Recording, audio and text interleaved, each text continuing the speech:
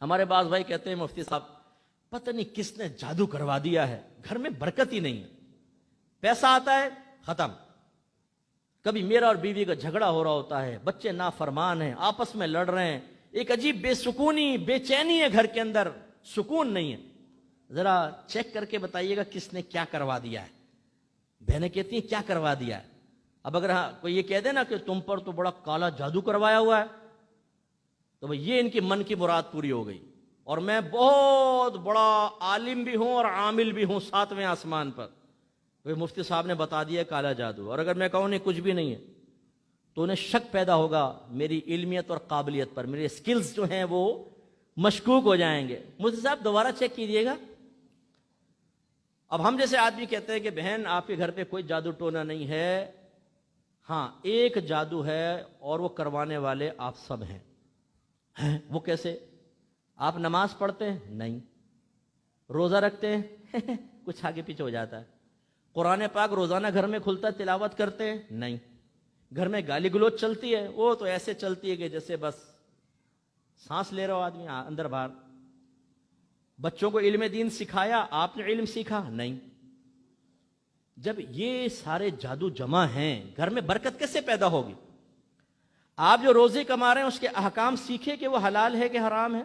حرام رزق جب گھر میں پہنچے گا، اولاد کے پیٹ میں حرام پہنچے گا، اولاد فرما بردار نہیں بنے گی، بدتمیز قسم کی بنے گی، باپ کی آنکھوں میں آنکھیں ڈال کر گفتگو کرنے والی بنے گی، ماں بوڑھی ماں کو اس کی کمزوریوں کا احساس دلانے والی بنے گی، بیوی کو پیٹھ پیچھے کھڑی کر کے اور ماں کے سینے پہ چڑھ کر گفتگو کرنے والی بنے گی۔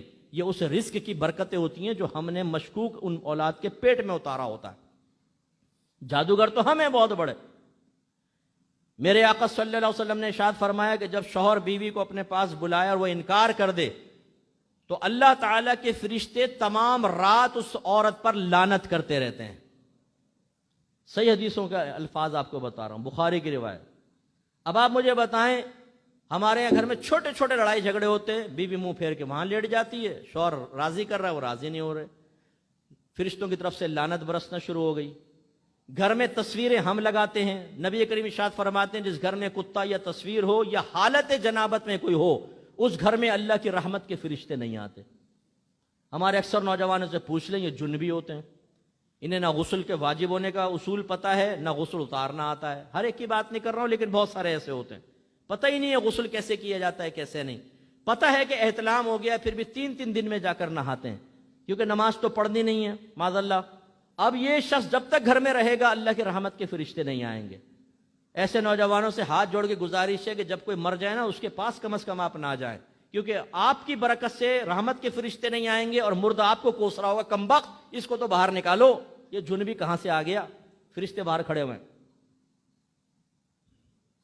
ایسے دادا جان کی تصویر بڑی کر کے لگائی ہوئی ہے، ابا جان پوز کر کے کھڑے ہوئے ہیں، یہ ہمارے ابا فوج میں تھے نا، یہ ان کی تصویر ہے، وہ یہ امی اور ابا کی شادی کی یہ سالگرہ کی۔ بھائی یہ فوٹوؤں سے جو تعظیماً لگائے جاتے ہیں گھر میں نحوست ہوتی ہے، بے برکتی پیدا ہوتی، اور ہو سکتا ہے آپ میں سے کچھ نے کتے بھی پالے ہوں، کیونکہ آج کل انسان کو ہم کم پال رہے ہیں، کتوں کو پال رہے ہیں۔ وہ جو بڑے بڑے انگلش کتے پالے ہوئے ہیں وہ 4 فیملیز کا کھانا کھا جاتے ہیں 1 مہینے میں، وہ پالے ہوئے ہیں جو کتے۔ گھر میں برکت کیسے پیدا ہوگی؟ میرے آقا صلی اللہ علیہ وسلم نے ارشاد فرمایا جس گھر میں سورہ بقرہ پڑھی جائے اس گھر سے شیاطین چلے جاتے ہیں، لیکن ہمارے گھر میں تلاوت ہی نہیں ہوتی۔ اگر کسی نے آپ پر جنات کو مسلط کیا ہو نا، جیسے عاملین بعض اوقات کر دیتے ہیں، سورہ بقرہ پڑھیں سب شیطان بھاگیں گے، جنات غائب، لیکن ہم خود راستہ دیتے ہیں۔ اگر آپ حالت جنابت میں رہیں گے آپ کے اوپر کالا جادو جلدی اثر کرے گا، ناپاک آدمی پر بہت جلدی اثرات مرتب ہوتے ہیں، اور گندے جنات آپ کا ساتھ بہت آرام سے پالیں گے۔ یہ ساری چیزیں ہمیں نظر نہیں آتی، لڑائی جھگڑا چی چی چی چی چی چی چل رہی ہے۔ میرے آقا صلی اللہ علیہ وسلم عورتوں سے کو سمجھاتے ہوئے فرماتے ہیں، اگرچہ صحابی سے خطاب ہے کہ اگر میں کسی مخلوق کو سجدہ کرنے کا حکم دیتا تو بیویوں کو حکم دیتا کہ اپنے شوہروں کو سجدہ کریں۔ اتنا اعلیٰ مقام، اور ہماری بعض بیویوں نے شوہر کو پاؤں کی جوتی بنایا ہوا، بات بات میں لڑنا جھگڑنا اور گریبان تک ہاتھ پہنچ جانا۔ ایک بھائی نے مجھے بڑے ہی عاجزی کے ساتھ میسج کیا، مفتی صاحب میری بیویاں مجھے گالیاں دیتی ہے، میں کیا کروں؟ بھائی اب میں کیا اس کو بولتا پپو کو، بھائی تو گالیاں سن رہے ہے، تیری حیا کہاں چلی گئی اور کیا غیرت کہاں سو گئی ہے؟ ایک بہن نے مجھے روتے ہوئے کال کی، اچھا یہ بہنیں بھی ماشاءاللہ بھی سن رہی ہوں گی، خیر ہم لوگوں کو اتنا پرانا تجربہ ہے، ہم ان کے رونے دھونے پہ نہیں جاتے نا، سب سے پہلے معاملے کی تہہ کی طرف جاتے ہیں۔ وہ بہن رونے لگی، وہ صاحب میرے شوہر نے مارا، مجھے یہ کیا وہ کیا۔ میں نے کہا بہن ایک منٹ خاموش ہو جاؤ، پہلے یہ بتاؤ سچ سچ آپ نے کیا کیا تھا؟ کہ لگی میں نے بھی گریبان پکڑا تھا اور 2 گالیاں دی تھی۔ اب جس گھر میں شوہر کا یہ حال ہو کہ اس کو بات بات پہ گالیاں بک رہی ہو، عورت سینے پر چڑھ کے گفتگو کر رہی ہو، اپنے بھائیوں کی بیک کا فائدہ اٹھاتے ہوئے اسے ڈرا رہی ہو، کچھ کیا نا میں بھائی کو فون کرنا، وہ شوہر نے کہا نہیں بھائی نہیں کرتے نا، بھائی بڑا خطرناک ہے، آگے ڈنڈے سوٹے مارے گا مجھے۔ وہ شوہر کو غلام بنایا ہوا ہے۔ بھائی شوہر غلام بننے کے لیے پیدا نہیں ہوا، اللہ نے اس کو حاکم بنایا ہے۔ آپ اسے محکوم بنانے کے چکر میں، ایک بہن کہنے لگی مفتی صاحب کو ایسا وظیفہ دیں شوہر میرا کہنا مانے، تو میں نے اسی مذاق میں کہا، میں نے ایسا وظیفہ دوں کہ آپ کہیں کھڑے ہو جاؤ کھڑے ہو جائے، آپ کہیں بیٹھ جاؤ بیٹھ جائے، کہ ہاں ایسے ہی چاہیے۔ بھائی اس لیے شوہر نہیں ہوتا ہے، ہاں لیکن اس کا مطلب یہ بھی نہیں ہے کہ شوہر حضرات تھوڑا سا مونچھوں کو تاؤ دیں۔ سنا تھا مفتی صاحب نے کیا کہا تھا؟ میرے آقا صلی اللہ علیہ وسلم نے اپنے آخری خطبوں میں عورتوں کے حقوق کو بیان فرمایا۔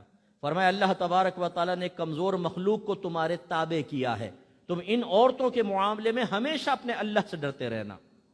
اور میرے آقا نے بڑی پیاری بات بیان فرمائی، تم میں سب سے بہتر وہ ہے جو اپنی بیویوں کے سلسلے میں، بیویوں کے حق میں سب سے بہتر ہے۔ اور ایک روایت میں ارشاد فرمایا، تم میں بہتر وہ ہے جو اپنے گھر والوں کے معاملے میں بہتر ہے، اور اپنے گھر والوں کے معاملے میں تم سب سے بہتر ہوں۔ یہ سرکار نے تحدیث نعمت کے طور پہ بیان فرمایا، ورنہ سرکار بڑی عاجزی والے کلمات بیان فرماتے ہیں، لیکن بعض جگہ سرکار اللہ تعالیٰ کے حکم سے تحدیث نعمت کے طور پہ اپنا کمال ذکر فرماتے ہیں۔ جیسے ارشاد فرمایا کہ میں اولین اور آخرین سب سے بہتر ہوں، جو پہلے آئے ان سے بھی بہتر، جو بعد میں آئے ان سے بھی بہتر ہوں۔ تو سرکار فرما رہے تم میں سب سے بہترین وہ ہے جو اپنے بیویوں کے معاملے میں بہترین ہو۔ اچھا بہترینی کا کیا مطلب ہے؟ ناک پہ ٹھوسا مار دو، آنکھ میں انگلی مارو اس کے، وہ بولے تو گالیاں بکو اس کو، پاؤں کی جوتی سمجھو، اپنی ماں بہن کے سامنے اس کو بے عزت کرو اور ذلیل کرو، بچوں کے سامنے ذلیل کرو، یہ بہتری کوئی ہوتی؟ بہتری چیز یہ ہے کہ اپنی بیوی کے جذبات، احساسات، فیلنگز کا خیال کریں، اسے علم سکھائیں، اسے نیک بنائیں، پرہیزگار بنائیں، اس کی عزت کریں۔ اگر اس سے کوئی خطا واقع ہو جائے اس کو نوٹ کر لیں، تنہائی میں پیار محبت سے اس کو سمجھائیں، مناسب موقع دیکھ کر اس کو سمجھائیں، یہ ہے ایک بہترین شوہر۔ لیکن ہمارے یہاں ایسا نہیں۔ اب خود بتائیے، جو شوہر مسلسل بیوی پہ ظلم کر رہا ہو تو کیا آپ کے گھر پہ رحمتیں نازل ہوں گی؟ جو عورت مسلسل اپنے شوہر سے بدتمیزی کر رہی ہو، بد تہذیبی کر رہی ہو، اور معاذ اللہ نادانستہ طور پہ اپنی بیٹیوں کو سکھا رہی ہو کہ دیکھو جیسے تمہارے باپ کو میں نے پاؤں کی جوتی سمجھا ہے، تم بھی اپنے شوہروں کو جا کر ایسے سمجھنا، اور وہ خود اپنے اس طرز عمل سے اپنے بچیوں کے فیوچر کو برباد کر رہی ہو، اس گھر پہ اللہ کی رحمتیں نازل ہوں گی؟ تو اصل مسئلہ یہ ہے کہ اس کو قبول کرنا، علم سیکھنا، اسے قبول کرنا۔ پھر صحابہ کرام نے اس کو اپنے اوپر نافذ